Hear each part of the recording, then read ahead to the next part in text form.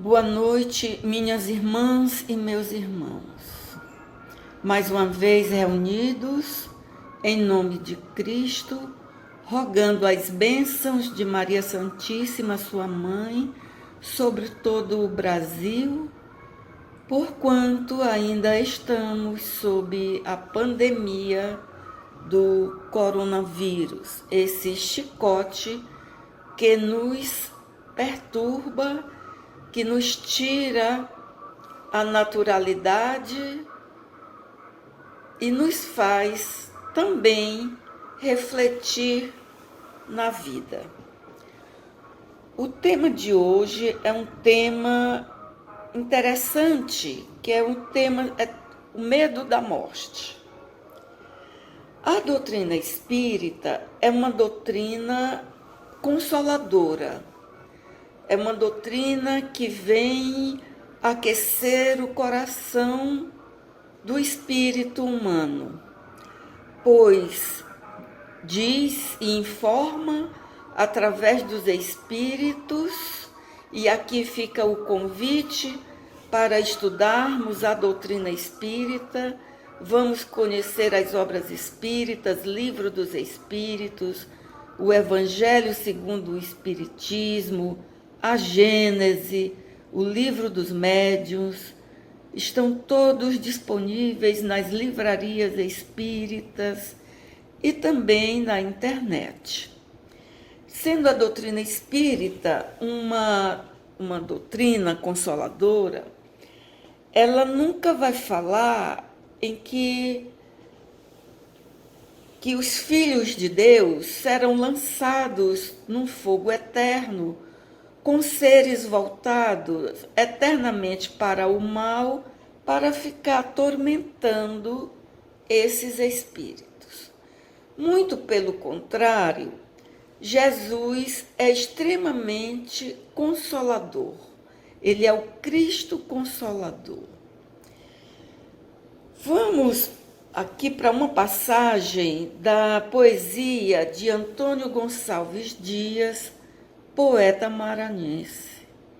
Na Canção do Tamoio, estrofe 4, diz: domina-se vive, se morre, descansa, dos seus na lembrança, na voz do porvir. Não cures da vida, sê bravo, sê forte. Não fujas da morte, que a morte há de vir. Bom, isso é certo. É certo, é o que nós temos mais certo na vida, é a morte. Nós ignoramos o momento em que ela vai acontecer, mas é certo que ela vem. Tem vidas de horas, vidas de segundos, tem vidas de 110 anos, 115 anos, 120 anos, mas uma hora a morte chega. Então, o que é a morte? A morte é a desagregação do corpo físico, é a decomposição do corpo físico quando o coração para de bater, quando essa máquina administrativa deixa de cumprir a sua função. E, normalmente, nós temos muito medo desse momento, que é certo que vai chegar. É coerente nós termos medo da morte? Não. É coerente nós termos medo do pôr do sol? O sol se põe todo dia, é certo. Mas nós temos medo disso? Não, porque é natural, não é? A Terra gira e é um fato natural. A morte também do corpo físico é um fato natural. No Evangelho segundo o Espiritismo, e está lá no Evangelho de Mateus, que existem muitas moradas na casa do nosso Pai. Há muitas moradas na casa de nosso Pai, de Jesus. Se assim não o fosse, eu já vos teria dito. Então, essas moradas, elas existem não só fisicamente, não só em mundos físicos, como a Terra e outros milhões de planetas habitados. Uns com existências em seu início, outros muito mais evoluídos moralmente, intelectualmente do que o nosso. Então, existindo planetas, mundos, em vários níveis, indefinidos níveis de evolução. E essas moradas da casa do Pai também existem aqui entre nós na Terra, como seres em evolução. Nós estamos em vários níveis de evolução e de crescimento espiritual e moral, intelectual. Então, vários níveis de compreensão e de entendimento.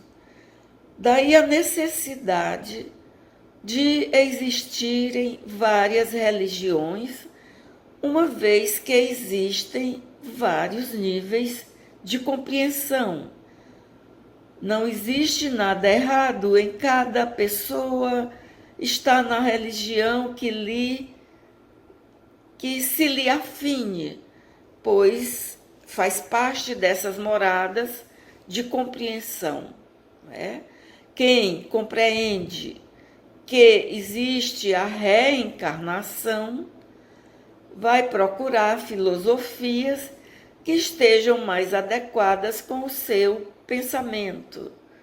E a doutrina espírita mostra a reencarnação, trabalha a questão da reencarnação. E desde já fica o convite para estudarmos a doutrina espírita. Venha conhecer essa doutrina que é consoladora, que vem mostrar que a morte só existe em termos físicos. Jesus, no seu Evangelho, mostra em várias passagens essa realidade, essa verdade.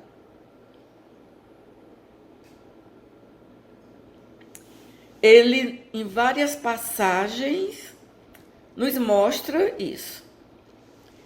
Tem uma passagem que os apóstolos estão em alto mar e Jesus não pegou o barco com eles. E de madrugada os apóstolos viram Jesus caminhando sobre as águas, indo ao encontro deles.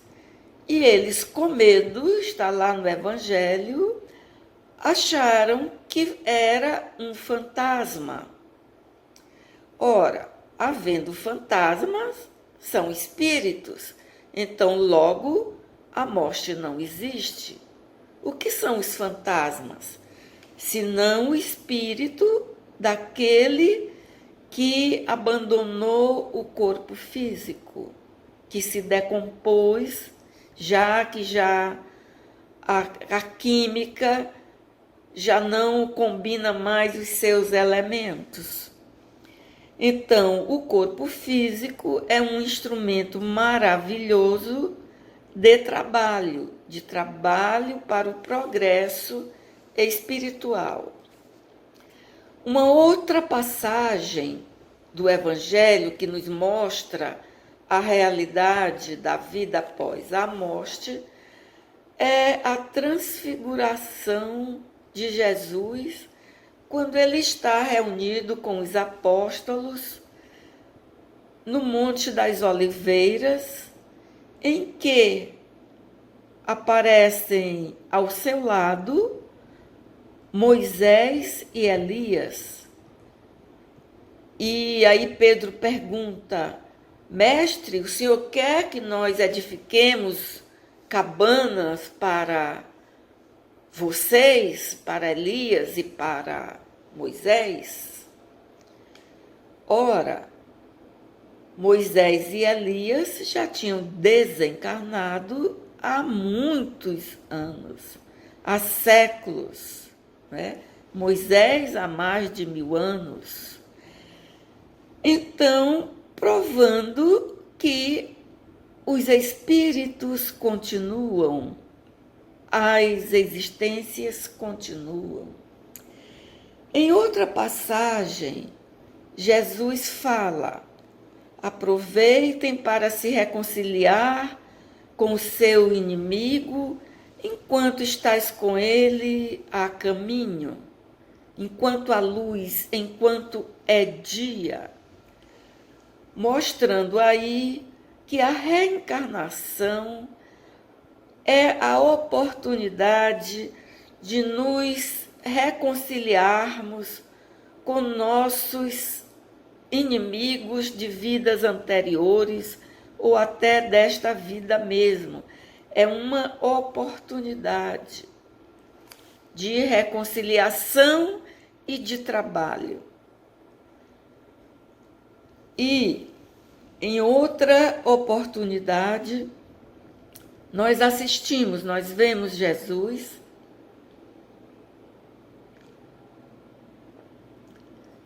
já depois de sua crucificação, aparecer ao terceiro dia para aquela que fora ao seu túmulo de madrugada procurar o seu corpo para fazer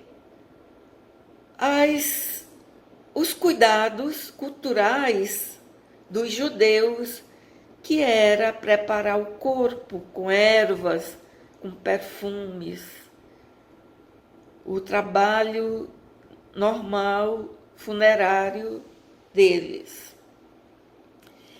E lá já não estava mais Jesus, que Maria, chorando, pergunta à pessoa que lhe aparece: cadê o corpo de seu mestre?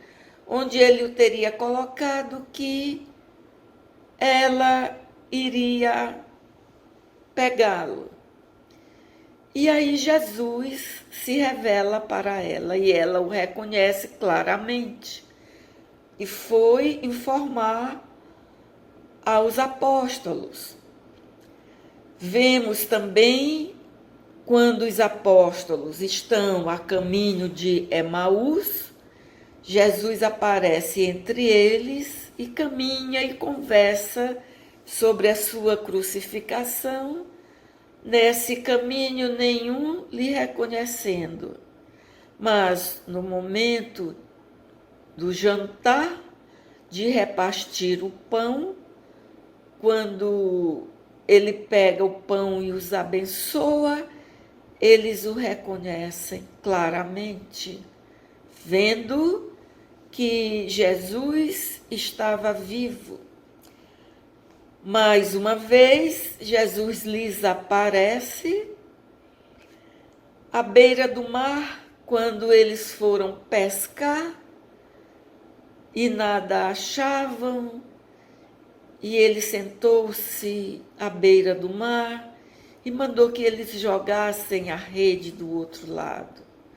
Quando retornaram para a praia, Jesus pediu que lhe fizessem um peixe e, conversando com eles, foi reconhecido pelos apóstolos.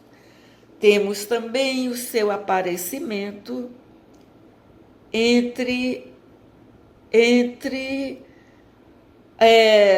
no cenáculo, quando Maria está reunida com os apóstolos E Jesus manda que Tomé coloque a mão no ferimento de seu peito, pois ele disse que só acreditaria vendo.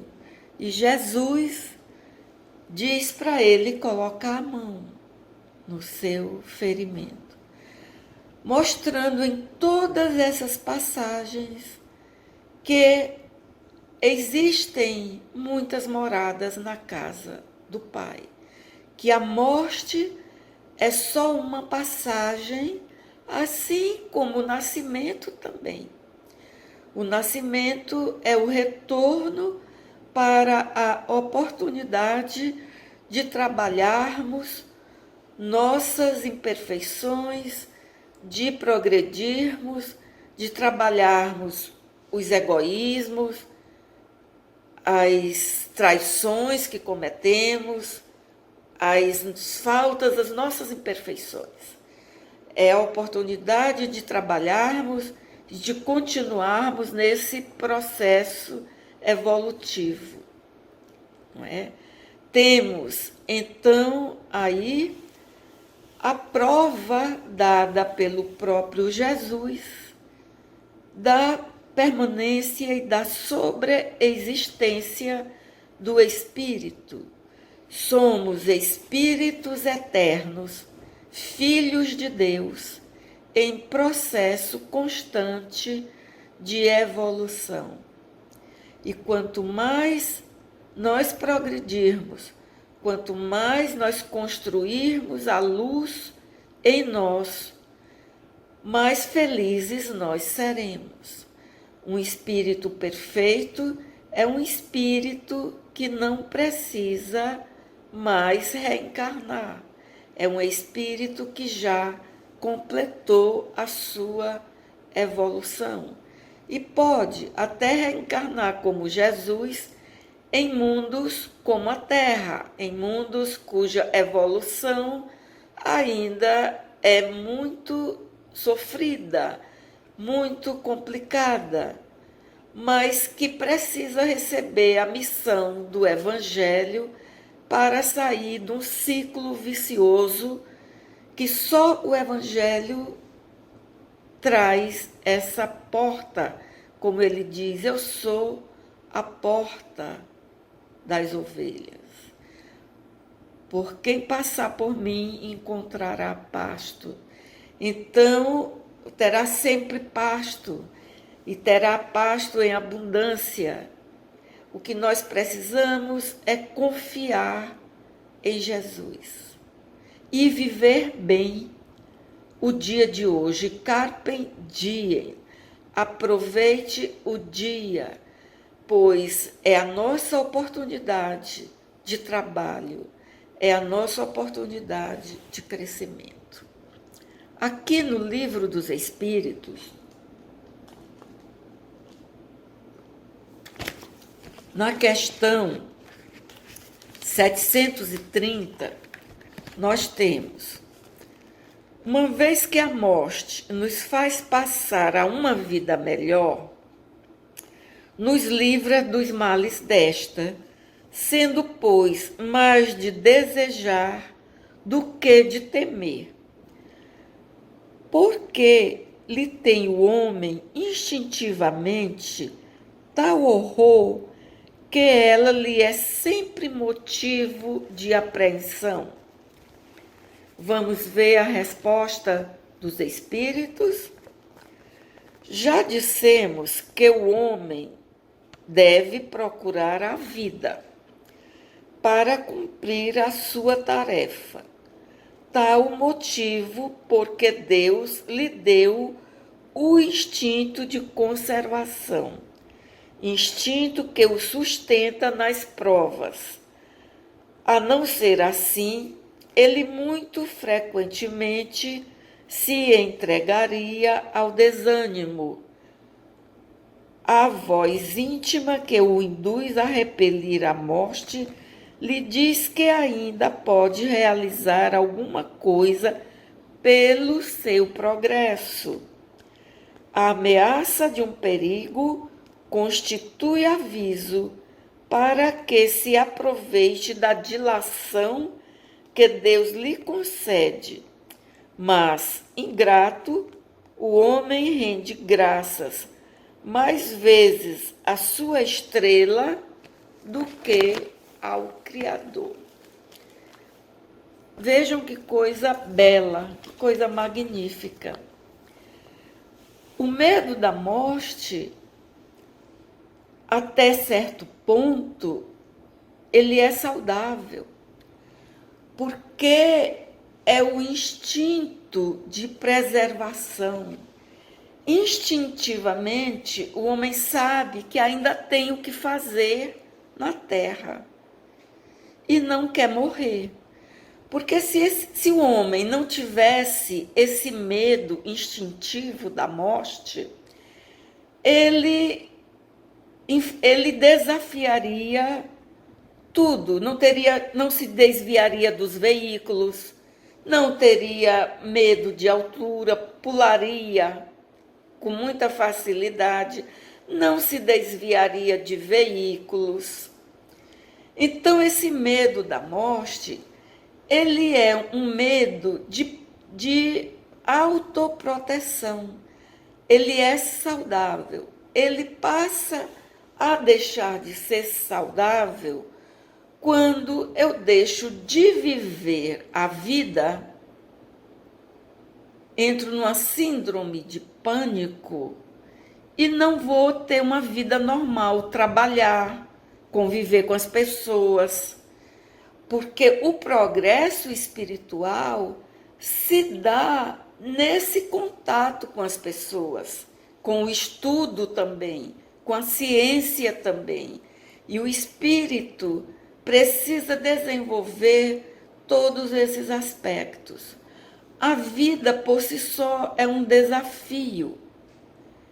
A gente precisa a vida é um risco, viver é um risco. Andar nas ruas é um risco. Andar é arriscado viver. Em si só a vida já é um risco. Mas nós não podemos não levantar pela manhã, não sair da cama e fazermos o que temos que fazer, o que precisamos fazer, andar enquanto é dia, como diz Jesus.